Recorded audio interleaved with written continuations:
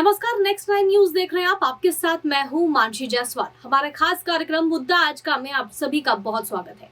जैसा कि आप सभी जानते हैं कि राहुल गांधी इस समय काफी मुश्किलों में पड़ते हुए नजर आ रहे हैं। वहीं दूसरी तरफ ये आरोप लगाया जा रहा है कांग्रेस पार्टी की तरफ से कि भारतीय जनता पार्टी तानाशाही की राजनीति कर रही है। ये बात कांग्रेस पार्टी की तरफ से कही जा रही है। इसी मुद्दे पर चर्चा करने के लिए हमारे साथ क्रांति मौजूद है। क्रांति, इस सवाल उठ रहा है कि राहुल गांधी की मुश्किलें तो अब बढ़ती हुई नजर आ रही हैं। उन्होंने मानहानि का मुकदमा उनके खिलाफ दर्ज हुआ, उसके बाद उन्हें 2 साल की जेल की सजा सुनाई गई। उसके बाद उनकी सदस्यता चली गई। इतना ही नहीं, उसके बाद अब उनको 8 साल तक वो चुनाव भी नहीं लड़ पाएंगे।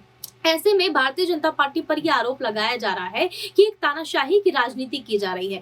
हम आज ये चर्चा करने बैठे हैं कि आखिरकार क्या मोदी सरकार में तानाशाही की राजनीति हो रही है, क्या लोकतंत्र को खतरे में डाला जा रहा है और भारतीय जनता पार्टी की तरफ से तमाम विपक्षी पार्टियों की आवाज दबाने की कोशिश की जा रही है और इसी वजह से राहुल गांधी को फंसाने की रणनीति एक तरीके से भारतीय जनता पार्टी की तरफ से रची जा रही है। आपकी क्या राय है इस मसले पर? देखिए मानसी, यहाँ पर जो है एक तस्वीर मैं आप लोगों के साथ में जरूर साझा करूंगी। उस तस्वीर के जरिए आपको खुद पता चल जाएगा कि तानाशाह चल रहा है या नहीं चल रहा है।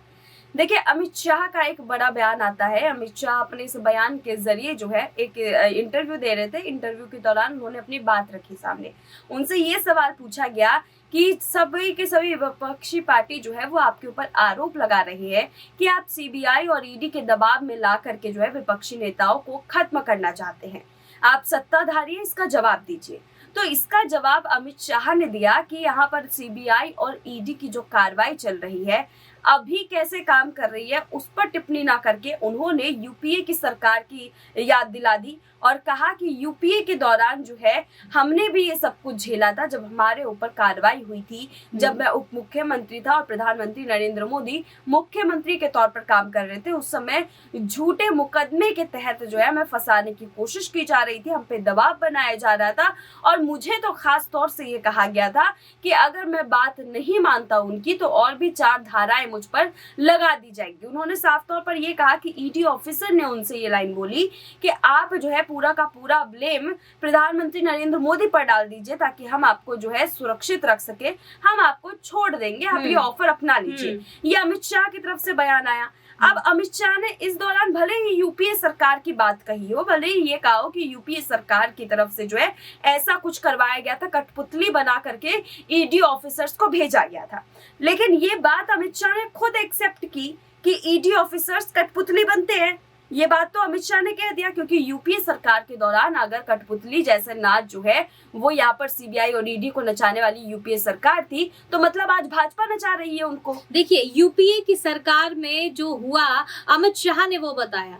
अब भारतीय जनता पार्टी की सरकार में क्या हो रहा है, अमित शाह को इसका जवाब भी दे देना चाहिए। लेकिन अमित शाह का कहने का जो तरीका था, चलिए भले ही वो यूपीए सरकार की बात कर रहे थे, लेकिन अभी एक तरफ जहाँ प्रधानमंत्री नरेंद्र मोदी ये कहते हैं कि यहाँ पर जो है सरकारी संस्थानें और संवैधानिक संस्थानें जितनी भी हैं वो सभी के सभी अपनी मन मर्जी के मुताबिक काम करती है, उन पर कोई दबाव नहीं है। उस जगह पर अमित शाह के इस बयान ने उस बयान को बिल्कुल खारिज कर दिया। इस बयान ने ये साफ कर दिया कि मतलब यूपीए के दौरान जो है यहाँ पर सत्ताधारी अपना बल का प्रयोग करके ईडी को नचाता था, यानी कि आज जो सत्ताधारी है वो भी वही काम कर रहा है। उन्होंने तो इस बात की पुष्टि भी कर दी साथ में। अमित शाह ने इसकी पुष्टि तो कर दी। क्रांति, दूसरा सवाल एक ये भी बनता है कि इस पूरे मामले में मीडिया कितनी हद तक रोल निभा रहा है, क्योंकि मीडिया पर लगातार ये बात कही जा रही है कि कुछ संस्थान ऐसे हैं जिनको गोदी मीडिया कहकर संबोधित किया जाता है और ये बात कही जाती है कि भारतीय जनता पार्टी के जो उंगली पर नाचती है ये मीडिया संस्थानें, इसी वजह से अब जो है उनकी इतनी बदनामी हो रही है। ऐसे में ये सवाल हम पूछना चाह रहे हैं कि क्या वाकई मीडिया का रोल यहाँ पर बहुत अहम हो जाता है? प्रधानमंत्री नरेंद्र मोदी की छवि को और बेहतर बनाने के लिए क्या मीडिया का इस्तेमाल किया जा रहा है और तमाम विपक्षी पार्टियों को एक तरीके से खात्मा करने के लिए मीडिया एक बहुत अहम रोल निभा रही है इस वक्त? देखिए मानसी, बिल्कुल यहाँ पर मीडिया के रोल की अगर हम बात करें तो मीडिया में भी 2-3 प्रकार के मीडिया इस वक्त जो है हो चुके हैं।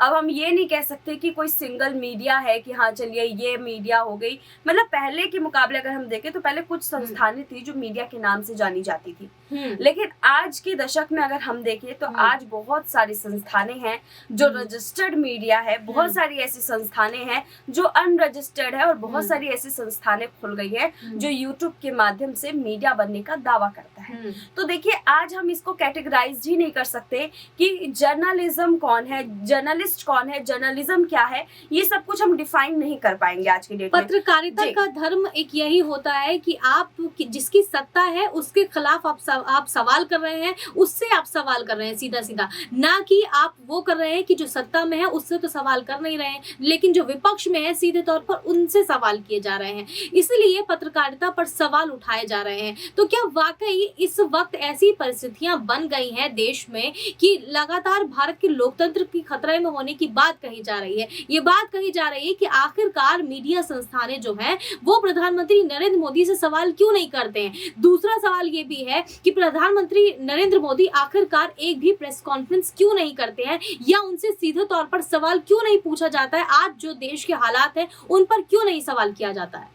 देखिए मानसी, अगर हम बात करें कि जनता को संबोधित करना ही एक तरीके से प्रेस कॉन्फ्रेंस के नजरिए से अगर हम देखें तो प्रेस कॉन्फ्रेंस सिर्फ यही नहीं होता कि सामने माइक आईडी रखी है और मीडिया आपसे सवाल पूछ रहा है और आप जवाब दे रहे हैं। एक प्रेस कॉन्फ्रेंस वो भी होती है जो आम जनता के पास जा करके जो है कोई नेता सामने से बात कर रहा है, और ऐसी जनसभाएं हमने प्रधानमंत्री नरेंद्र मोदी की बहुत सारी देखी है। दूसरी बड़ी बात कि आप लोग को शायद याद होगा, मनमोहन सिंह के टाइम पर जो है, मैं उस समय के साथ में अभी का टाइम कंपेयर करना चाहूँ क्योंकि नेता कभी भी किसी से इतर नहीं होता है, तमाम नेता एक जैसे ही होते हैं।